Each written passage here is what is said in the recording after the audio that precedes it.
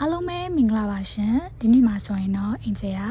စီရိုနာဟိုတယ်မှာကျင်းပပြုလုပ်တဲ့ Love on Crystal Wedding Show 2025မှာဒီဇိုင်နာမတ်မြင့်စု Zuzu Collection ရဲ့မြန်မာဝတ်စုံနဲ့ရှိုးရှောက်မှာပဲဖြစ်ပါတယ်ရှင်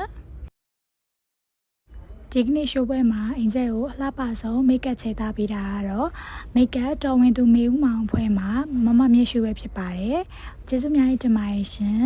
စပင်လေးကိုလည်းအလှပဆုံးဖန်တီးပေးထားတာကတော့ထပ်ဝေပဲဖြစ်ပါတယ်ရှင်ဖန်တီးပေးထားသူတူတယောက်ချင်းစီတိုင်းကိုကျေးဇူးများကြီးပဲတင်ပါတယ်လက်ဝဲရနာကိုတော့ရွှေမင်းညီနောင်မှာစင်မြန်းပေးထားတာဖြစ်ပြီးတော့အလှပဆုံးဝတ်စုံလေးကိုဖန်တီးချုပ်လုပ်ထားတာကတော့မမြင့်စု Zuzu Collection ပဲဖြစ်ပါတယ်ရှင်